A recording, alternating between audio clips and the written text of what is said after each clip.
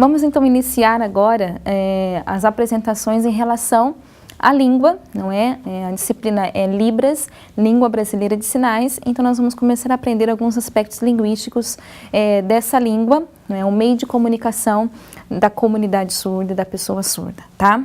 Pensando a respeito da língua de sinais, a língua de sinais ela foi reconhecida há muito pouco tempo, embora a língua de sinais ela sempre existiu.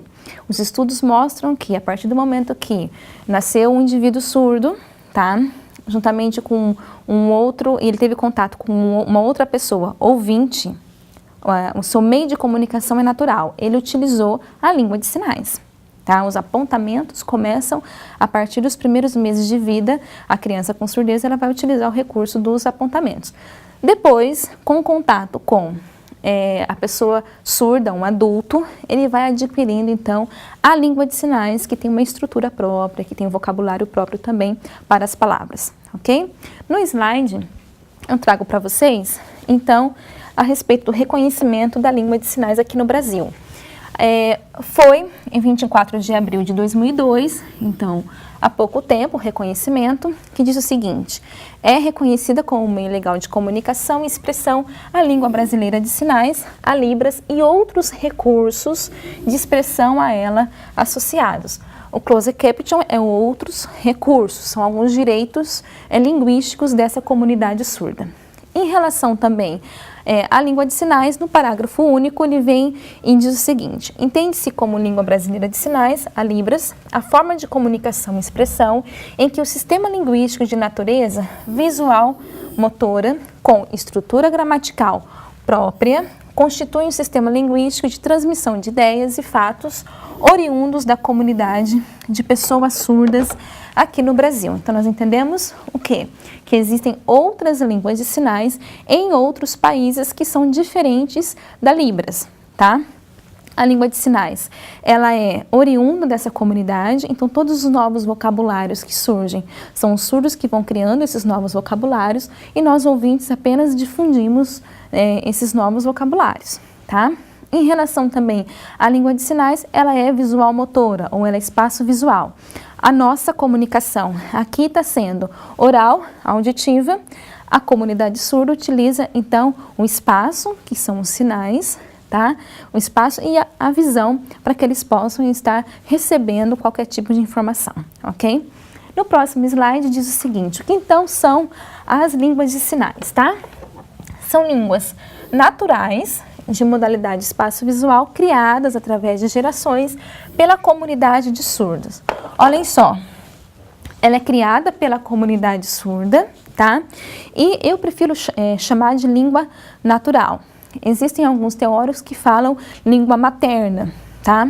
Eu falei para vocês nos vídeos anteriores que as pesquisas mostram que 90% dos surdos, os pais são ouvintes. Então, ela não pode ser materna. Se o pai e a mãe utilizam a fala e a criança surda, nasceu surda, ela vai usar a língua de sinais, não é a língua materna. Os pais usam a fala. É diferente, então, da língua de sinais. Por isso que nós adotamos o termo também, que a língua de sinais ela é natural. Por quê? A criança nasceu, ela vai utilizar dos gestos, ela vai utilizar uns apontamentos, então isso é uma forma muito natural. Se você encontrar surdos que não têm contato com outro surdo, mas ele vai se comunicar através de alguns gestos, de alguns sinais próprio dele, tá? Em relação à língua de sinais, é uma língua, a palavra mesmo diz. Então não é linguagem, não é gesto, é uma língua, tá? No próximo slide, em relação à língua de sinais, nós vamos falar a respeito da datilologia, o chamado alfabeto manual, tá? Que é um sistema de representação, quer simbólica, quer icônica, ou seja, algumas letras, elas parecem mesmo, tá?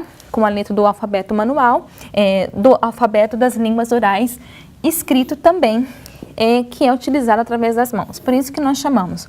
Algumas letras são icônicas, parecem realmente com a letra do alfabeto que nós utilizamos escrito, certo? Eu vou fazer para vocês o alfabeto manual, então se você nunca teve contato com a língua, é o momento para se apropriar do alfabeto manual, tá? Olhem só, a letra A, ela pode ser feita nessa posição, tá? Ou nessa posição.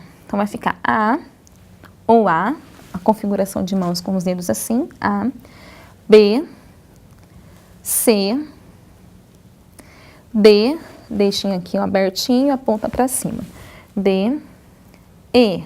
Olhem só, o E, ele é um pouco parecido com o A, E, tá? Agora o F, façam assim, o dedão fica para fora, né?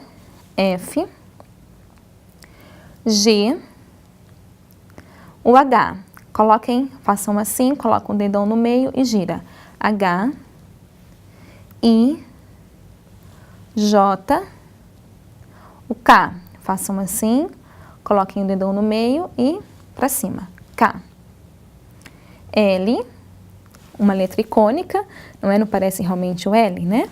L, M, N, O, P, ó, K para cima, P, Q, R, S, A, S. O dedão fica na frente.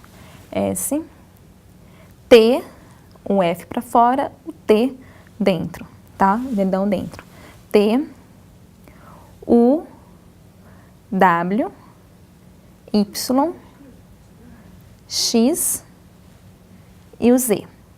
O cedilha, assim com movimento, e os acentos também, né? Hoje na nova regra ortográfica, vários acentos eles não são mais utilizados, mas para os nomes continuam. Então, se você for fazer um acento em cima da letra A, acento agudo e o acento circunflexo, tá? O alfabeto manual, ele é utilizado apenas para nome pessoal, tá?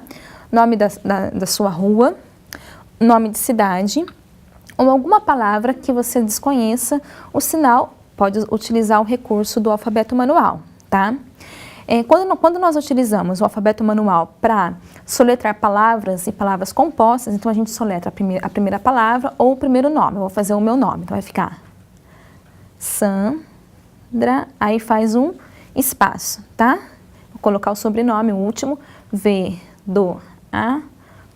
Se tivesse mais alguma outra palavra, dá um espaço para separar as palavras, certo? O alfabeto manual é necessário prática, tá? Então, eu sugiro que vocês comecem a aprender soletrando o seu nome, soletrando o nome da sua mãe, do seu pai, a rua da sua casa, o sinal de rua é esse. Aí você vai e soletra, tá? Se no começo você fizer muito movimento, eu sugiro que segure um pouquinho o braço, tá? Para fazer a soletração, e depois com o hábito, não é? Com o uso e a soletração, você acaba fazendo sem nenhum tipo de movimento, ok? Aprendemos então nessa aula o princípio, como se fosse o gênese da língua de sinais. Normalmente os ouvintes encontram surdos, né, com o alfabeto manual e acham, nossa, eu aprendi a língua de sinais. Mas não é. O alfabeto manual é utilizado somente para nome pessoal, ou seja, na língua de sinais, para cada palavra existe também um sinal referente, ok? No próximo vídeo nós vamos continuar falando sobre os aspectos linguísticos da língua de sinais.